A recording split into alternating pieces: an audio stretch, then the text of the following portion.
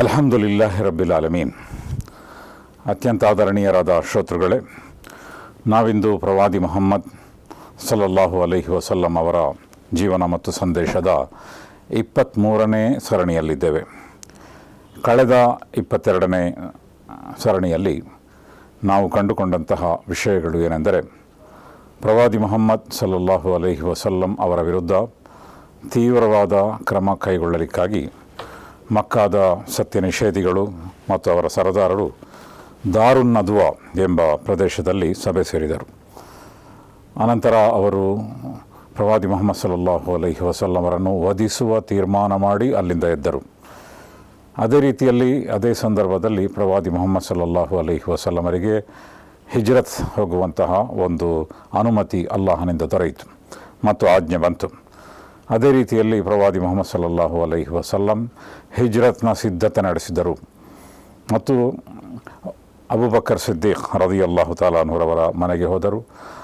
ಅವರಿಗೆ ಪ್ರವಾದಿ ಮುಹಮ್ಮದ್ ಸಲ್ಲಲ್ಲಾಹು ಅವರಿಗೆ ವಲಸೆಯ ಬಗ್ಗೆ ಅವರು ನಡೆಸಿದಂತಹ ಬಹಳ ಸಮಗ್ರವಾದ ಯೋಜನೆಯನ್ನು ತಿಳಿಸಿದರು. ಹೀಗೆ ಅವರು ಹಿಜ್ರತ್ಗೆ ಹೋದರು ಮತ್ತು ಯಾತ್ರೆಯ ವಿವರಗಳನ್ನು ಕೂಡ ನಾವು ಕೇಳಿದ್ದೇವೆ. ಯಾವ ರೀತಿ ಅಲ್ಲಾಹನ ಸಹಾಯವೂ ಕೂಡ ಅವರಿಗೆ ಬೇರೆ ಬೇರೆ ರೀತಿಯಲ್ಲಿ ಬಂತು ಎಂಬುದರ ಬಗ್ಗೆಯೂ ನಾವು ತಿಳಿದುಕೊಂಡಿದ್ದೇವೆ. ಅದೇ ರೀತಿಯಲ್ಲಿ ಅದೊಂದು ರೀತಿಯ ಸಮೂಹ ಸ್ಫೂರ್ತಿಯೊಂದಿಗೆ ನಡೆಸಿದಂತಹ ಕಾರ್ಯಾಚರಣೆಯಾಗಿತ್ತು. ಅದರಲ್ಲಿ ಹಜರತ್ ಅಬೂಬಕರ್ ಸಿದ್ದೀಕ್ ಅವರ ಮಗ ಅಬ್ದುಲ್ಲಾ, ಅವರ ಮಗಳಾದಂತಹ ಅಸ್ಮಾ ಮತ್ತು ಅವರ ಸೇವಕನಾಗಿದ್ದಂತಹ ಆಮಿರ್ ಬಿನ್ ಫುಹೈರಾ ಮತ್ತು ಅದೇ ರೀತಿಯಲ್ಲಿ ಅವರ ಜೊತೆಗೆ ದಾರಿ ತೋರಿಸಲಿಕ್ಕೆ ಮಾರ್ಗದರ್ಶಿಯಾಗಿ ಸೇರಿಕೊಂಡಿದ್ದಂತಹ ಒಬ್ಬ ಮುಸ್ಲಿಮೇತರ ವ್ಯಕ್ತಿ ಅಬ್ದುಲ್ಲಾ ಬಿನ್ ಉರೇಕತ್, ಅವರೆಲ್ಲರೂ ಕೂಡ ನಿಖರವಾದ, ನಿರ್ದಿಷ್ಟವಾದ ಮತ್ತು ಬಹಳ ಸ್ಪಷ್ಟವಾದ ಮುಖ್ಯವಾದ ಪಾತ್ರವನ್ನು ವಹಿಸಿದರು.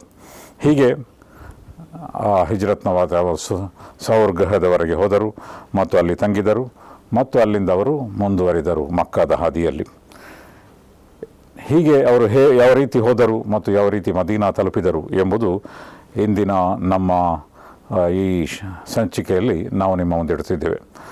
ಮತ್ತು ಈ ಸಂಚಿಕೆಯೊಂದಿಗೆ ಮಕ್ಕಾ ಜೀವನ ಕೊನೆಗೊಳ್ಳುತ್ತದೆ. ಪ್ರವಾದಿ ಮುಹಮ್ಮದ್ ಸಲ್ಲಲ್ಲಾಹು ಅಲೈಹಿ ವಸಲ್ಲಮರ ಜೀವನ ಮತ್ತು ಸಂದೇಶದ ಈ ಸರಣಿಗಳಲ್ಲಿ ಅವರ ಹುಟ್ಟು ಮತ್ತು ಬೆಳವಣಿಗೆ, ಅನಂತರ ಪ್ರವಾದಿತ್ವದ ಪ್ರಾಪ್ತಿ ಮತ್ತು ಸಂದೇಶ ಪ್ರಚಾರ, ಮಕ್ಕಾ ಜೀವನದಲ್ಲಿ ಅವರು ಅನುಭವಿಸಿದಂತಹ ಅನೇಕ ಸವಾಲುಗಳು ಮತ್ತು ಕೊನೆಯದಾಗಿ ಅಬಿಸೀನಿಯಾ ಅಥವಾ ಇಥಿಯೋಪಿಯಾದ ಕಡೆಗೆ ಅವರ ಅನುಯಾಯಿಗಳು ಹೋದಂತಹ ಹಿಜ್ರತ್ ಅಥವಾ ವಲಸೆ, ಅನಂತರ ಸ್ವತಃ ಪ್ರವಾದಿ ಮುಹಮ್ಮದ್ ಸಲ್ಲಲ್ಲಾಹು ಅಲೈಹಿ ವಸಲ್ಲಂ ಮದೀನಾಕ್ಕೆ ಕೈಗೊಂಡಂತಹ ವಲಸೆ ಮತ್ತು ಆ ವಲಸೆ ಯಾವ ಮಾರ್ಗದ ಮೂಲಕ ಸಾಗಿತು ಎಂಬುದನ್ನು ನಾವು ಇಂದು ಪ್ರಸ್ತಾವಿಸಲು ಪ್ರಯತ್ನಿಸುತ್ತೇವೆ ಮತ್ತು ಹೇಗೆ ಅವರು ಮದೀನಾ ತಲುಪಿದರು ಎಂಬುದನ್ನು.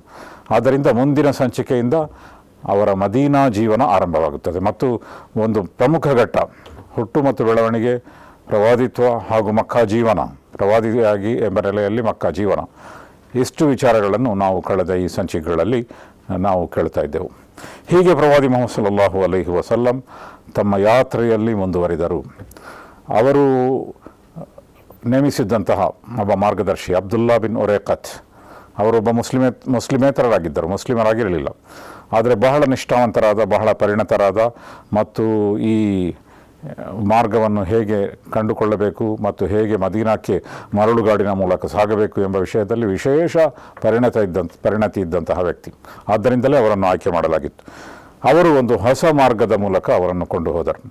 ಸಾಮಾನ್ಯವಾಗಿ ಮದೀನಾಕ್ಕೆ ಹೋಗಲು ಒಂದು ಮಾರ್ಗವನ್ನು ಆಕಾರದಲ್ಲಿ ಅನುಸರಿಸುತ್ತಿದ್ದರು. ಆ ಮಾರ್ಗ ಎಲ್ಲರಿಗೂ ಗೊತ್ತಿದ್ದಂತಹ ಒಂದು ಮಾರ್ಗ, ಎಲ್ಲರಿಗೂ ಆ ಮಾರ್ಗದ ಬಗ್ಗೆ ಗೊತ್ತಿತ್ತು. ಅಲ್ಲಿ ಅವರು ಯಾವುದಾದರೂ ಒಂದು ಗುರುತನ್ನು ಇಡುತ್ತಿದ್ದರು, ಅದೇ ಮಾರ್ಗದ ಮೂಲಕ ಅವರು ಸಾಗುತ್ತಿದ್ದರು. ಆದರೆ ಅವರು ಹೊಸ ಮಾರ್ಗವನ್ನು ಅನುಸರಿಸಿದರು ಮತ್ತು ಹೊಸ ಮಾರ್ಗದ ಮೂಲಕ ಮದೀನಾಕ್ಕೆ ಹೋಗಲು ಅವರು ಪ್ರಯತ್ನಿಸಿದರು. ಈ ಮಾರ್ಗವನ್ನು ಇವತ್ತು ತರೀಖ್ ಹಿಜ್ರಾ ಎಂದು ಕರೆಯುತ್ತಾರೆ, ಹಿಜ್ರತ್ನ ಮಾರ್ಗ, ವಲಸೆಯ ಮಾರ್ಗ. ಆದರೆ ಅದು ಎಷ್ಟು ನಿಖರವಾದ, ಎಷ್ಟು ಕರಾರುವಕ್ಕಾದ ಮಾರ್ಗವಾಗಿತ್ತು ಅಂತ ಹೇಳಿದರೆ, ಅದನ್ನೇ ಇವತ್ತು ಮಕ್ಕಾ ಮದೀನಾದ ನಡುವೆ ಹೈವೇ ಆಗಿ ಉಪಯೋಗಿಸಲಾಗಿದೆ. ಮಕ್ಕಾ ಮದೀನಾದ ನಡುವೆ ಇರುವಂತಹ ಹೈವೇ ಅದು ತರೀಖ್ ಹಿಜ್ರಾ ಎಂದು ಅವರು ಅನುಸರಿಸಿದಂತಹ ಮಾರ್ಗವೇ ಆಗಿದೆ. ಮತ್ತು ಇತ್ತೀಚಿನ ದಿನಗಳಲ್ಲಿ ಮಕ್ಕಾ ಮತ್ತು ಮದೀನಾದ ನಡುವೆ ರೈಲು ಸಂಚಾರ ಕೂಡ ನಡೀತಾ ಇದೆ. ಅದು ಕೂಡ ಅದೇ ಮಾರ್ಗವಾಗಿದೆ. ಮಕ್ಕಾದಿಂದ ಜಿದ್ದಾ, ಜಿದ್ದಾದಿಂದ ಸಮುದ್ರ ತಟದ ಮೂಲಕ ಸಾಗಿ ಮದೀನಾಕ್ಕೆ ಅದು ತಲುಪುತ್ತದೆ. ಇದು ಪ್ರವಾದಿ ಮುಹಮ್ಮದ್ ಸಲ್ಲಲ್ಲಾಹು ಅಲೈಹಿ ವಸಲ್ಲಂ ಆ ಕಾಲದಲ್ಲಿ ಅನುಸರಿಸಿದಂತಹ ಹೊಸ ಮಾರ್ಗ. ಇದರಿಂದ ಈ ಮೂಲಕವೂ ಕೂಡ ಅಲ್ಲಾಹನು ಅವರಿಗೆ ಹೇಗೆ ಸಹಾಯ ಮಾಡಿದನು ಮತ್ತು ಎಂತಹ ಒಬ್ಬ ನಿಷ್ಣಾತ ಪರಿಣತ ಮಾಗಿ ದಾರಿಯನ್ನು ತೋರಿಸಲು ಬಲ್ಲಂತಹ ಒಬ್ಬ ವ್ಯಕ್ತಿಯನ್ನು ಕೂಡ ಅವರು ನೇಮಿಸಿದ್ದರು ಎಂದು ಇದರಿಂದ ನಮಗೆ ವ್ಯಕ್ತವಾಗುತ್ತದೆ. ಹೀಗೆ ಪ್ರವಾದಿ ಮುಹಮ್ಮದ್ ಸಲ್ಲಲ್ಲಾಹು ಅಲೈಹಿ ವಸಲ್ಲಂ ಆ ಮಾರ್ಗದ ಮೂಲಕ ಹೋಗಿ ಮಕ್ಕಾದ ಗಡಿಗೆ ತಲುಪಿದಾಗ ಇನ್ನು ಮಕ್ಕಾ ಸ್ವಲ್ಪವರೆಗೆ ದೂರದ ಬೆಟ್ಟಗಳು, ಗುಡ್ಡಗಳು ಇತ್ಯಾದಿಗಳು ಕಾಣ್ತಾ ಇತ್ತು. ಆಗ ಅವರು ಹಿಂದಿರುಗಿ ನೋಡಿದರು ಮತ್ತು ಹೇಳಿದರು, ಓ ಮಕ್ಕಾ, ನಿನ್ನನ್ನು ಬಿಟ್ಟು ಹೋಗುವಂತಹ ಒಂದು ಅನಿವಾರ್ಯತೆಯನ್ನು ಇಲ್ಲಿ ಜನರು ಸೃಷ್ಟಿ ಮಾಡದೆ ಹೋಗಿದ್ದರೆ ನಾನೆಂದೂ ಮಕ್ಕಾವನ್ನು ಬಿಡುತ್ತಿರಲಿಲ್ಲ ಎಂದು ಅವರು ಹೇಳಿದರು. ಇದರಿಂದ ನಮಗೆ ವ್ಯಕ್ತವಾಗುವಂತಹ ಒಂದು ವಿಷಯ ಏನು ಅಂತ ಹೇಳಿದರೆ, ಪ್ರವಾದಿ ಮುಹಮ್ಮದ್ ಸಲ್ಲಲ್ಲಾಹು ಅಲೈಹಿ ವಸಲ್ಲಮರಿಗೆ ಬಹಳ ದೇಶಪ್ರೇಮವಿತ್ತು. ಮತ್ತು ಈ ದೇಶಪ್ರೇಮ ಎಂಬುದು ಸಹಜವಾದ ಮನುಷ್ಯ ಗುಣ. ಮನುಷ್ಯ ಎಲ್ಲಿ ಹುಟ್ಟಿದ್ದಾನೋ ಮತ್ತು ಯಾವುದನ್ನು ತನ್ನ ದೇಶ ಎಂದು ಗುರುತಿಸಿಕೊಂಡು ಅವನು ಹುಟ್ಟಿದ್ದಾನೋ ಆ ಭೂಮಿಯ ಬಗ್ಗೆ, ಆ ಪ್ರದೇಶದ ಬಗ್ಗೆ ಸಹಜವಾದ ಪ್ರೀತಿ ಇರ್ತದೆ. ಪ್ರವಾದಿ ಮುಹಮ್ಮದ್ ಸಲ್ಲಲ್ಲಾಹು ಅಲೈಹಿ ವಸಲ್ಲಮರಿಗೂ ಇತ್ತು. ಆದ್ದರಿಂದ ಯಾವುದೇ ದೇಶದಲ್ಲಿ ಪ್ರವಾದಿ ಮುಹಮ್ಮದ್ ಸಲ್ಲಲ್ಲಾಹು ಅಲೈಹಿ ವಸಲ್ಲಮರ ಅನುಯಾಯಿಗಳು ವಾಸಿಸುತ್ತಿದ್ದರೂ ಅವರಿಗೆ ಆಯಾ ದೇಶದ ಪ್ರೇಮ ಖಂಡಿತವಾಗಿಯೂ ಇರ್ತದೆ. ಮತ್ತದೊಂದು ರೀತಿಯ ಪ್ರವಾದಿ ಚರ್ಯೆಯಾಗಿದೆ. ಪ್ರವಾದಿ ಮುಹಮ್ಮದ್ ಸಲ್ಲಲ್ಲಾಹು ಅಲೈಹಿ ವಸಲ್ಲಮರನ್ನು ಇದ್ದಂತಹ ಒಂದು ಗುಣವಾಗಿದೆ ಮತ್ತು ಬಹಳ ಸಹಜವಾದುದಾಗಿದೆ. ಆದ್ದರಿಂದ ಇದು ಕೂಡ ಇದರಿಂದ ನಮಗೆ ಅರ್ಥವಾಗುವಂತಹ ಒಂದು ವಿಚಾರ. ಹೀಗೆ ಪ್ರವಾದಿ ಮುಹಮ್ಮದ್ ಸಲ್ಲಲ್ಲಾಹು ಅಲೈಹಿ ವಸಲ್ಲಮರು ಹೋಗ್ತಾ ಇದ್ದಾಗ ಅಲ್ಲಿ ಒಂದು ಮುದ್ಲಜ್ ಗೋತ್ರ ಎಂಬ ಒಂದು ಗೋತ್ರ ಇತ್ತು. ಆ ಪ್ರದೇಶದ ಮೂಲಕ ಅವರು ಹೋಗ್ತಾ ಇದ್ರು. ಆ ಪ್ರದೇಶದ ನಾಯಕ ಸುರಾಖಾ ಬಿನ್ ಮಾಲಿಕ್ ಅವನು ತನ್ನ ಸಹಚರರೊಂದಿಗೆ ತನ್ನ ಒಂದು ಕೂಟದಲ್ಲಿ ಕುಳಿತುಕೊಂಡಿದ್ದನು. ಆಗ ಯಾರೋ ಬಂದು ಸುದ್ದಿ ಮುಟ್ಟಿಸಿದರು, ಇಲ್ಲೇ ಹತ್ತಿರದಲ್ಲಿ 2 ಒಂಟೆಗಳು ಹೋಗ್ತಾ ಇದೆ ಮತ್ತು ಅದರಲ್ಲಿ ಇಬ್ಬರು ಪ್ರಮುಖವಾಗಿ ಯಾತ್ರೆ ಮಾಡ್ತಾ ಇದ್ದಾರೆ, ಇಬ್ಬರು ಸಹಾಯಕರು ಕೂಡ ಅವರ ಜೊತೆಗಿದ್ದಾರೆ. ಆದ್ದರಿಂದ ಅವರು ಈಗಾಗಲೇ ಇಬ್ಬರು ಮಕ್ಕಾದಿಂದ ಹೊರಟಿದ್ದಾರೆ ಮತ್ತು ಅವರನ್ನು ಹಿಡಿದು ತಂದರೆ 100 ಒಂಟೆಗಳನ್ನು ಕೊಡಲಾಗುವುದು ಎಂಬ ಪ್ರಕಟಣೆಯನ್ನು ಮಾಡಲಾಗಿದೆ, ಅವರೇ ಆಗಿರಬಹುದು ಎಂದು ಕೆಲವರು ಮಾತನಾಡುತ್ತಿದ್ದರು. ಸುರಾಖಾ ಬಿನ್ ಮಾಲಿಕ್ ಅದನ್ನು ಕೇಳಿದಾಗ ಅವನು ಆ ಮುದ್ಲಜ್ ಗೋತ್ರದ ನಾಯಕ, ಅವನಿಗೆ ಈ 100 ಒಂಟೆಗಳನ್ನು ಪಡೆಯುವ ಆಸೆ ಆಯಿತು. ಆದ್ದರಿಂದ ನಾನೇ ಅವರನ್ನು ಹಿಡಿದು ತರುತ್ತೇನೆ ಎಂಬ ತೀರ್ಮಾನದಿಂದ ಅವನು ಏನು ಮಾಡಿದನು, ಮೊದಲು ಜನರ ದಾರಿ ತಪ್ಪಿಸಿದನು. ಮೊದಲು ಹೇಳಿದನು, ಆ ಒಂಟೆ ಬಗ್ಗೆ ನನಗೆ ಗೊತ್ತಿದೆ, ಅವರು ಯಾರು ಎಂತಲೂ ಗೊತ್ತಿದೆ, ಅದು ಅವರಲ್ಲ, ಮಕ್ಕಾದಿಂದ ಹೊರಟಂತಹ ಯಾತ್ರಿಕರಲ್ಲ, ನೀವು ಅವರ ಬಗ್ಗೆ ತಲೆಸೆಕೊಡಿಸಿಕೊಳ್ಳಬೇಕಾಗಿಲ್ಲ ಎಂದು ಅವರಿಗೆ ಅಭಿಪ್ರಾಯವನ್ನು ಹೇಳಿ ಮೆಲ್ಲನೆ ಅಲ್ಲಿಂದ ಹೊರಟು ತನ್ನ ಕುದುರೆಯನ್ನೇರಿ ಈ ಇಬ್ಬರನ್ನು ಹಿಡಿಯುವಂತಹ ಒಂದು ತವಕದಲ್ಲಿ ಅವನು ಹೊರಟು ಹೋದನು. ಮತ್ತು ಅವನಿಗೆ ಬಹಳ ವಿಶ್ವಾಸ ಇತ್ತು. ಯಾಕೆಂತ ಹೇಳಿದರೆ ಒಳ್ಳೆಯ ಕುದುರೆ ಸವಾರ ಮತ್ತು ಈ ಇಬ್ಬರು ಹೋಗ್ತಾ ಇದ್ದದ್ದು ಒಂಟೆಯಲ್ಲಿ, ಇವನು ಹೋಗ್ತಾ ಇದ್ದದ್ದು ಕುದುರೆಯಲ್ಲಿ. ಆದ್ದರಿಂದ ಕುದುರೆಯ ಸಂಚಾರ ನಿಜವಾಗಿಯೂ ಕೂಡ ಬಹಳ ವೇಗವಾಗಿ ಓಡುವಂತಹ ಒಂದು ಪ್ರಾಣಿ ಅದು. ಆದ್ದರಿಂದ ಖಂಡಿತವಾಗಿಯೂ ನಾನು ಅವರನ್ನು ಹಿಡಿಯುತ್ತೇನೆ ಎಂಬ ಒಂದು ದರ್ಪದಿಂದ ಅವನು ಅಲ್ಲಿಂದ ಹೊರಟನು. ಹೀಗೆ ಅವನು ಪ್ರವಾದಿ ಮುಹಮ್ಮದ್ ಸಲ್ಲಲ್ಲಾಹು ಅಲೈಹಿ ವಸಲ್ಲಮರ ಹತ್ತಿರ ಹೋದಾಗ ಅವನಿಗೆ ಗೊತ್ತಾಯಿತು ಇದಿಬ್ಬರು ಯಾತ್ರಿಕರು ಎಂದು. ಹೀಗೆ ಅವರ ಹತ್ತಿರ ಹೋದಾಗ ಅವನ ಕುದುರೆ ಕುಸಿದು ಬಿತ್ತು. ಅವನ ಕುದುರೆಯ ಕಾಲುಗಳು ಅಲ್ಲಿನ ಮರಳುಗಾಡಿನಲ್ಲಿ ಸಿಕ್ಕಿ ಹಾಕಿಕೊಂಡಿತು ಮತ್ತು ಒಂದು ರೀತಿಯಲ್ಲಿ ಕುಸಿದು ಬಿತ್ತು. ಅವನು ಮತ್ತೆ ಎದ್ದನು, ಕೆಡವಿಕೊಂಡನು, ಕುದುರೆಯನ್ನು ಸಿದ್ಧಪಡಿಸಿದನು, ಮತ್ತೆ ಹೋದನು. ಸ್ವಲ್ಪ ದೂರ ಹೋಗಿ ಯಾತ್ರಿಕರಿಗೆ ಇನ್ನು ಪ್ರವಾದಿ ಮುಹಮ್ಮದ್ ಸಲ್ಲಲ್ಲಾಹು ಅಲೈಹಿ ವಸಲ್ಲಂ ಮತ್ತು ಅಬೂಬಕರ್ ಸಿದ್ದೀಕ್ ಸಮೀಪ ತಲುಪಬೇಕು ಎಂದರೆ ಮತ್ತೆ ಕುದುರೆ ಕುಸಿದು ಬಿತ್ತು. ಆಗ ಅವನಿಗೆ ಒಂದು ಸಂಶಯ ಬಂತು, ನಿಜವಾಗಿಯೂ ಕೂಡ ಈ ವ್ಯಕ್ತಿಗಳು ಇವರಿಗೆ ಯಾವುದೋ ರೀತಿಯ ದಿವ್ಯ ಸಹಾಯ ಇದೆ, ಇಲ್ಲದಿದ್ದರೆ ಯಾವತ್ತೂ ಕೂಡ ಹೀಗೆ ನನ್ನ ಕುದುರೆ ಕುಸಿದಿರಲಿಲ್ಲ. ಆದ್ದರಿಂದ ಹೀಗೆ ಆಗ ಪ್ರವಾದಿ ಮುಹಮ್ಮದ್ ಸಲ್ಲಲ್ಲಾಹು ಅಲೈಹಿ ವಸಲ್ಲಂ ಅವರ ಹತ್ತಿರ ಬಂದರು, ಇವನು ಅವರ ಹತ್ತಿರ ಇದ್ದನು. ಆಗ ಅವರು ಬಂದ ತಕ್ಷಣ ಅವರೊಂದಿಗೆ ಕ್ಷಮೆ ಕೇಳಿದನು. ಆಗ ಅವರು ಹೇಳಿದರು, ನೀನು ಯಾಕೆ ನಮ್ಮನ್ನು ಹಿಡಿಯುವ ಉದ್ದೇಶದಿಂದ ಬಂದಿದ್ದೀಯಲ್ಲ? ಅವನು ಹೇಳಿದನು, ಉದ್ದೇಶ ಅದುವೇ, ಆದರೆ ನಿಮಗೆ ದಿವ್ಯ ಸಹಾಯ ಇದೆ ಎಂದು ನನಗೆ ಗೊತ್ತಾಯಿತು, ಆದ್ದರಿಂದ ನನಗೆ ಕ್ಷಮೆ ಕೊಡಿ ಮತ್ತು ಕ್ಷಮೆಯ ಬಗ್ಗೆ ಒಂದು ಪತ್ರವನ್ನು ಕೂಡ ಬರೆದುಕೊಡಿ, ನಾನು ಎಂದೂ ನಿಮ್ಮ ಹಿಂದೆ ಬರುವುದಿಲ್ಲ, ವಾಪಸ್ಸು ಹೋಗುತ್ತೇನೆಂದು ಹೇಳಿದನು. ಆಗ ಪ್ರವಾದಿ ಮುಹಮ್ಮದ್ ಸಲ್ಲಲ್ಲಾಹು ಅಲೈಹಿ ವಸಲ್ಲಂ ಅವರಿಗೆ ಒಂದು ಕ್ಷಮೆಯ ಪತ್ರವನ್ನು ಬರೆದುಕೊಡಲು ಹೇಳಿದರು ಮತ್ತು ಹೇಳಿದರು, ಯಾರಾದರೂ ನಮ್ಮನ್ನು ಹಿಂಬಾಲಿಸುತ್ತಿದ್ದರೆ ಅವರನ್ನು ತಡೆಯುವಂತಹ ಕೆಲಸ ನಿನ್ನದು, ಅವರನ್ನು ಇಲ್ಲಿ ಬರಲು ಬಿಡಬೇಡ ಎಂದು ಹೇಳಿ ಅವರಿಗೆ ಒಂದು ಕ್ಷಮೆಯ ಪತ್ರವನ್ನು ಬರೆದುಕೊಟ್ಟರು. ಮತ್ತು ಹೀಗೆ ಬರೆದುಕೊಟ್ಟ ನಂತರ ಅವರು ಸುರಾಖಾ ಬಿನ್ ಮಾಲಿಕ್ ಹಿಂದಕ್ಕೆ ಹೋಗಲು ಸಿದ್ಧರಾದಾಗ ಪ್ರವಾದಿ ಮುಹಮ್ಮದ್ ಸಲ್ಲಲ್ಲಾಹು ಅಲೈಹಿ ವಸಲ್ಲಂ ಒಂದು ಭವಿಷ್ಯವನ್ನು ನುಡಿದರು. ಅವರು ಹೇಳಿದರು, ಓ ಸುರಾಖಾ, ನಿನ್ನ ಕೈಯಲ್ಲಿ ಕಿಸ್ರಾ ಅಥವಾ ಆಗಿನ ಕಾಲದ ಇರಾನಿನ ಸಾಮ್ರಾಜ್ಯದ ದೊರೆ ಅವರು ಸಾಮಾನ್ಯವಾಗಿ ಕೈಗೆ ಉಪಯೋಗಿಸುತ್ತಿದ್ದಂತಹ ಬಳೆ, ಅದನ್ನು ನೀನು ತೊಡುವಂತಹ ಒಂದು ಸಂದರ್ಭ ಬಂದಾಗ ಹೇಗಿರಬಹುದು ಎಂದು ಅವರು ಹೇಳಿದರು. ಪ್ರವಾದಿ ಮುಹಮ್ಮದ್ ಸಲ್ಲಲ್ಲಾಹು ಅಲೈಹಿ ವಸಲ್ಲಂ ಹೇಳಿದರು.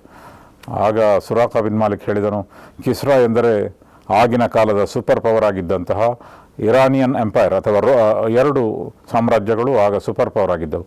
ಒಂದು ರೋಮನ್ ಸಾಮ್ರಾಜ್ಯ, ಮತ್ತೊಂದು ಪರ್ಷಿಯನ್ ಸಾಮ್ರಾಜ್ಯ. ಕಿಸ್ರಾ ಅಂತ ಹೇಳಿದರೆ ಪರ್ಷಿಯನ್ ಸಾಮ್ರಾಜ್ಯದ ಒಬ್ಬ ಅಧಿಪತಿ. ಅವರು ತನ್ನ ದೊಡ್ಡ ದೊಡ್ಡ ಬಳೆಗಳನ್ನು ತಮ್ಮ ಕೈಗೆ ತೊಡ್ತಾ ಇದ್ದರು. ಆ ಬಳೆಯನ್ನು ನಾನು ತೊಡುವುದೇ, ಅದು ಸಾಧ್ಯವಿದೆ ಎಂದು ಹೇಳಿ ಒಂದು ಅಚ್ಚರಿಯನ್ನು ಪ್ರಕಟಿಸುತ್ತಾ ಅವನು ಹಿಂದಕ್ಕೆ ಹೋದನು. ಹೀಗೆ ಪ್ರವಾದಿ ಮುಹಮ್ಮದ್ ಸಲ್ಲಲ್ಲಾಹು ಅಲೈಹಿ ವಸಲ್ಲಂ ಮುಂದುವರಿದರು ಮತ್ತು ಪ್ರವಾದಿ ಮುಹಮ್ಮದ್ ಸಲ್ಲಲ್ಲಾಹು ಅಲೈಹಿ ವಸಲ್ಲಮರ ಈ ಭವಿಷ್ಯ ನುಡಿ ಮುಂದೆ ಅದು ಸತ್ಯವಾಯಿತು.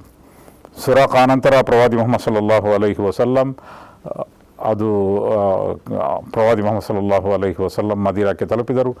ಅನಂತರ ಅವರ ನಿಧನಾನಂತರ ಕೆಲವು ವರ್ಷಗಳ ನಂತರ ಅಬೂಬಕರ್ ಸಿದ್ದೀಕ್ ರದಿಯಲ್ಲಾಹು ತಾಲಾ ಅನ್ಹುರವರ ಆಡಳಿತ ಬಂತು.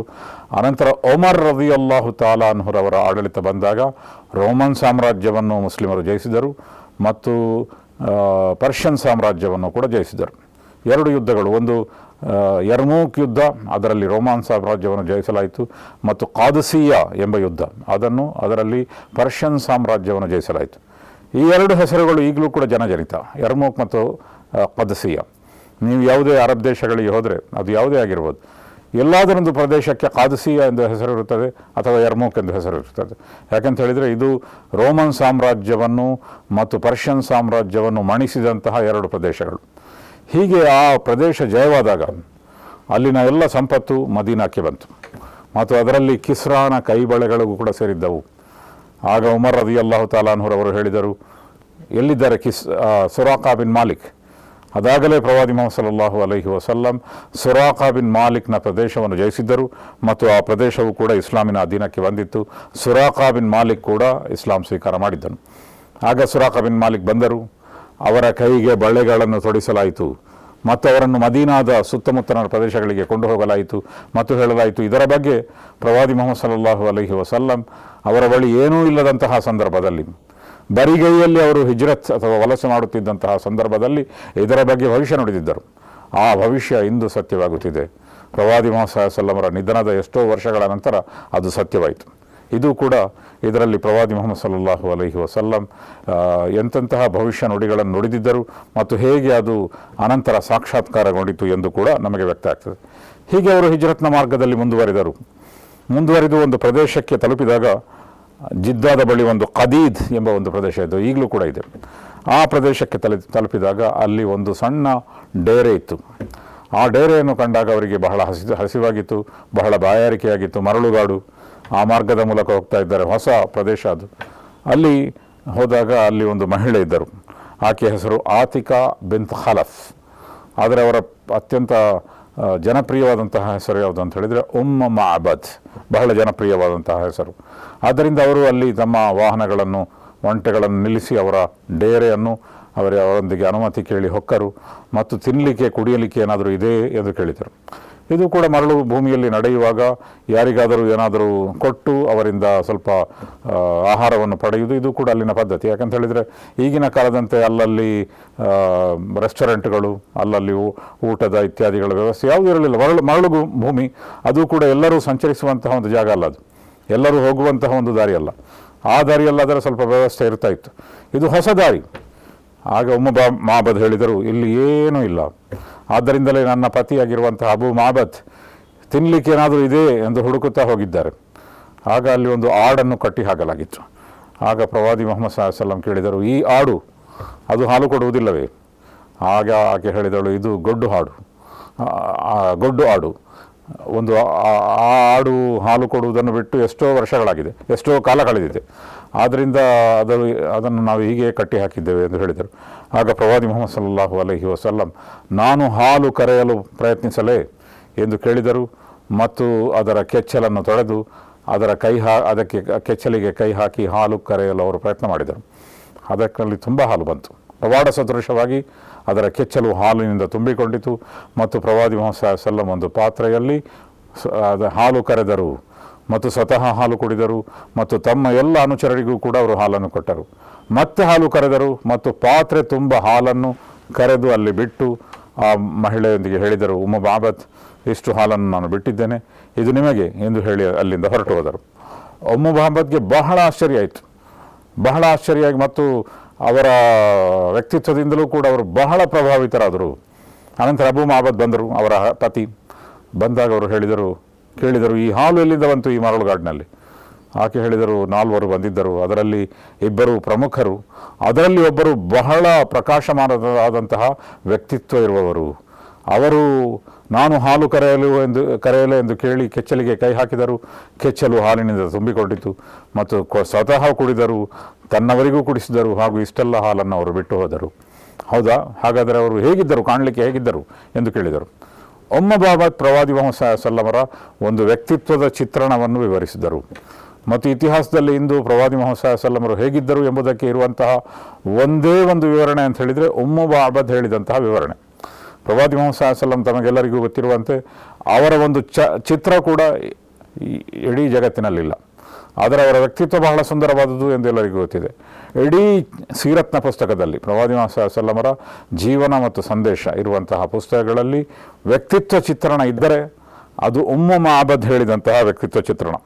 ಅವರು ಹೇಳಿದಂತಹ ಚಿತ್ರಣದಲ್ಲಿ ಕೆಲವು ವಿಷಯಗಳು ಯಾವುದು ಅಂತ ಹೇಳಿದರೆ, ಅವರ ಮುಖ ಬಹಳ ಪ್ರಕಾಶಮಯವಾಗಿತ್ತು ಮತ್ತು ಹೊಟ್ಟೆ ಅದು ಕಿರಿದಾಗಿತ್ತು. ಅದೇ ರೀತಿಯಲ್ಲಿ ಕಪ್ಪು ಕಣ್ಣುಗಳವರದಾಗಿದ್ದವು ಮತ್ತು ವಿನಯಶೀಲ ಮತ್ತು ಸ್ಪಷ್ಟವಾದಂತಹ ಮಾತುಗಳನ್ನು ಅವರು ಆಡ್ತಾಯಿದ್ರು. ಮತ್ತು ಅವರ ವ್ಯಕ್ತಿತ್ವ ಹೇಗಿತ್ತು ಅಂತ ಹೇಳಿದರೆ, ಅವರ ಅನುಯಾಯಿಗಳು ಅವರಿಗೆ ಅತೀವವಾದ ಗೌರವವನ್ನು ಕೊಡ್ತಾಯಿದ್ರು ಮತ್ತು ಅವರ ಎತ್ತರ ಬಹಳ ಸಾಧಾರಣವಾಗಿತ್ತು ಮತ್ತು ಇತ್ಯಾದಿ ವಿವರಗಳನ್ನು ಅವರು ಕೊಟ್ಟರು. ಹೀಗೆ ಬಾಬತ್ ಹೇಳಿದಂತಹ ಈ ಮಾತುಗಳು ಅದು ಇತಿಹಾಸದಲ್ಲಿ ದಾಖಲಿಸಲ್ಪಟ್ಟಿದೆ ಮತ್ತು ಪ್ರವಾದಿ ಮೊಹಮ್ಮದ್ ಸಲ್ಲಲ್ಲಾಹು ಅಲೈಹಿ ವಸಲ್ಲಂ ಎಷ್ಟು ಸ್ಫುರದ್ರೂಪಿಯಾಗಿದ್ದರು ಎಂದು ಇದರಿಂದ ನಮಗೆ ವ್ಯಕ್ತವಾಗ್ತದೆ. ಇನ್ನು ಪ್ರವಾದಿ ಮೊಹಮ್ಮದ್ ಸಲ್ಲಲ್ಲಾಹು ಅಲೈಹಿ ವಸಲ್ಲಂ ಮುಂದಿನ ಸಂದೇಶ ಪ್ರಚಾರ ಮಾಡಿದಂತಹ ಸಂದರ್ಭದಲ್ಲಿ ಸುರಾಖಾ ಬಿನ್ ಮಾಲಿಕ್ರ ಪ್ರದೇಶವಾದಂತಹ ಬನು ಮುದ್ಲಜ್ ಮತ್ತು ಬಾಬತ್ ಅವರ ಪ್ರದೇಶವಾಗಿದ್ದಂತಹ ಬನು ಖುಜಾ, ಈ 2 ಪ್ರದೇಶಗಳು ಕೂಡ ಪ್ರವಾದಿ ಮೊಹಮ್ಮದ್ ಸಲ್ಲಮರು ಮದೀನಾಕ್ಕೆ ತಲುಪಿದ ನಂತರ ಪ್ರವಾದಿ ಮೊಹಮ್ಮದ್ ಸಲ್ಲಲ್ಲಾಹು ಅಲೈಹಿ ವಸಲ್ಲಮರ ಸಂದೇಶ ಪ್ರಚಾರದಿಂದಾಗಿ ಇಸ್ಲಾಮಿನ ಕಡೆಗೆ ಬಂದರು. ಆದ್ದರಿಂದ ಸುರಾಖಾ ಬಿನ್ ಮಾಲಿಕ್ ಕೂಡ ಮುಸ್ಲಿಮರಾದರು, ಅದೇ ರೀತಿಯಲ್ಲಿ ಬಾಬತ್ ಕೂಡ ಮುಸ್ಲಿಮರಾದರು. ಹೀಗೆ ಪ್ರವಾದಿ ಮೊಹಮ್ಮದ್ ಸಲ್ಲಲ್ಲಾಹು ಅಲೈಹಿ ವಸಲ್ಲಂ ತಮ್ಮ ಯಾತ್ರೆಯ ಮಾರ್ಗದಲ್ಲಿ ಮುಂದುವರಿದರು.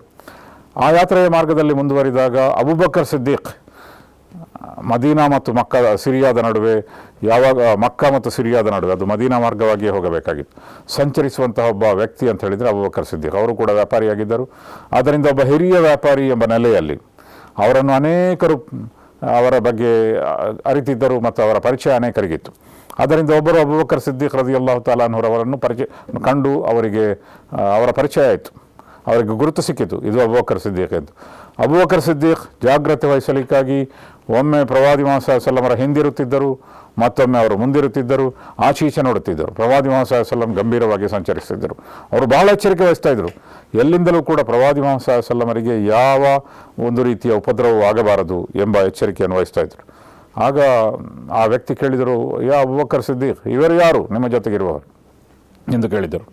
ಇವರು ಪ್ರವಾದಿ ಮೊಹಮ್ಮದ್ ಸಲ್ಲಲ್ಲಾಹು ಅಲೈಹಿ ವಸಲ್ಲಂ ಎಂದು ಹೇಳುವಂತಿರಲಿಲ್ಲ. ಯಾಕೆಂತ ಹೇಳಿದರೆ ಜನ ಹಿಂದೆ ಬದ್ದಿದ್ದರು, ಹಿಡಿದು ತಂದವರಿಗೆ 100 ಒಂಟೆಗಳನ್ನು ಕೊಡಲಾಗುವುದು ಎಂದು ಹೇಳಲಾಗಿತ್ತು.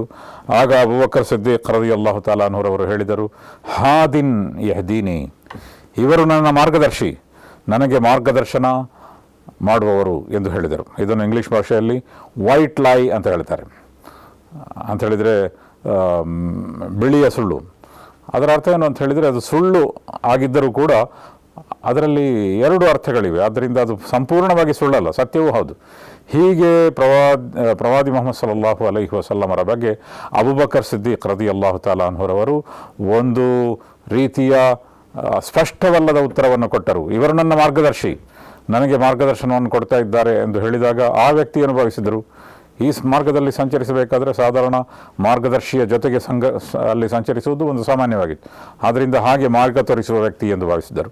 ಆದರೆ ಅಬೂಬಕರ್ ಸಿದ್ದೀಕ್ ರದಿಯಲ್ಲಾಹು ತಆಲಾ ಅನ್ಹುರವರು ಹೇಳಿರುವಂತಹ ಹೇಳಿಕೆಯ ಉದ್ದೇಶ ಏನಾಗಿತ್ತು ಅಂತ ಹೇಳಿದರೆ, ಇವರು ನನಗೆ ಲೋಕ ಮತ್ತು ಪರಲೋಕದ ಮಾರ್ಗದರ್ಶನ ಕೊಡುವಂತಹ ಮಹಾನ್ ಮಾರ್ಗದರ್ಶಿ, ಆದ್ದರಿಂದ ಅಂತಹ ಒಬ್ಬ ಮಾರ್ಗದರ್ಶನ ಕೊಡುವಂತಹ ಪ್ರವಾದಿಯಾಗಿದ್ದಾರೆ ಇವರು ಎಂಬ ಅರ್ಥದಲ್ಲಿ ಅವರು ಹೇಳಿದರು.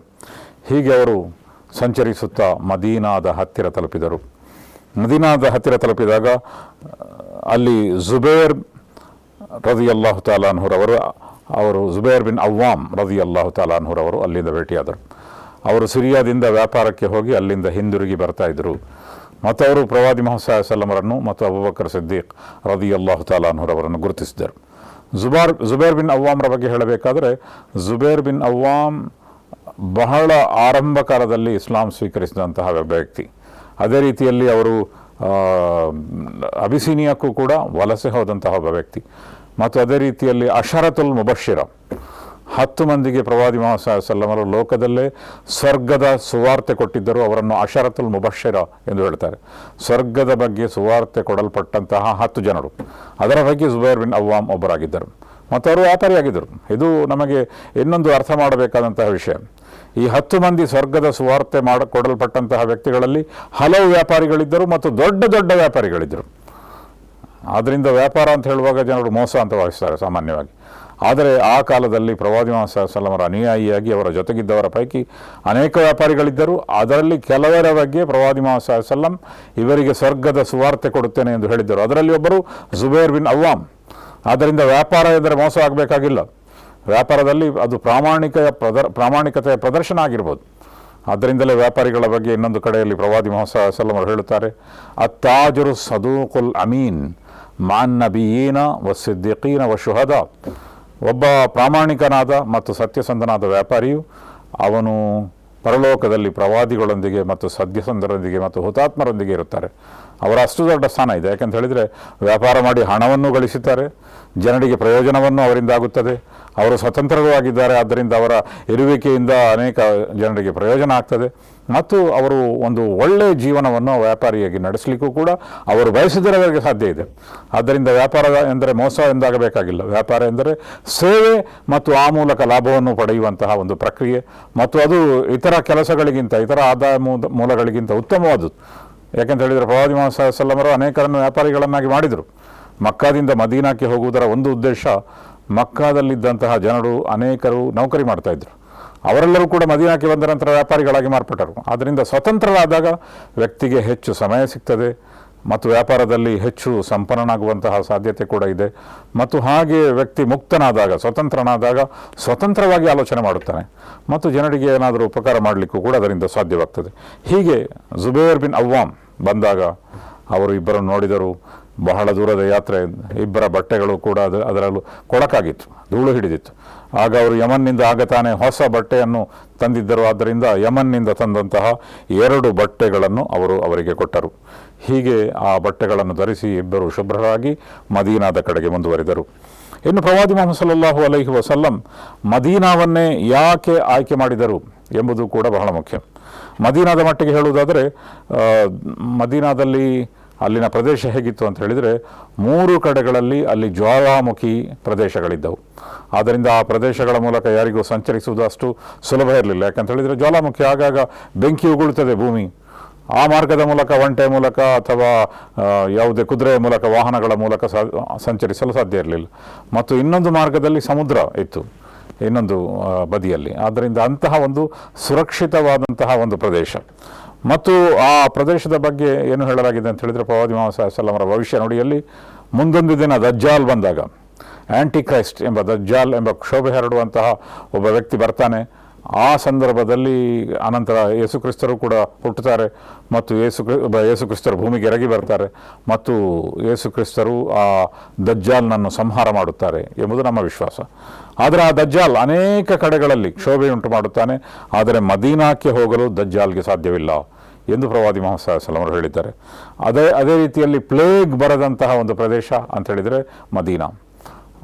ಲೋಕದಲ್ಲಿ ಅನೇಕ ಬಾರಿ ಪ್ಲೇಗ್ ಬಂದಿದೆ ಮತ್ತು ಅದರಿಂದ ಬಹಳ ದೊಡ್ಡ ನಾಶ ನಷ್ಟಗಳು, ಜೀವಹಾನಿಗಳು ಸಂಭವಿಸಿದೆ. ಇಸ್ಲಾಮಿ ಇತಿಹಾಸದಲ್ಲಿ ನೋಡುವುದಾದರೂ ಕೂಡ ಅನೇಕ ಮುಸ್ಲಿಮರು, ದೊಡ್ಡ ದೊಡ್ಡ ನಾಯಕರೆಲ್ಲರೂ ಕೂಡ ಪ್ಲೇಗ್ನಿಂದ ಹತರಾಗಿದ್ದಾರೆ.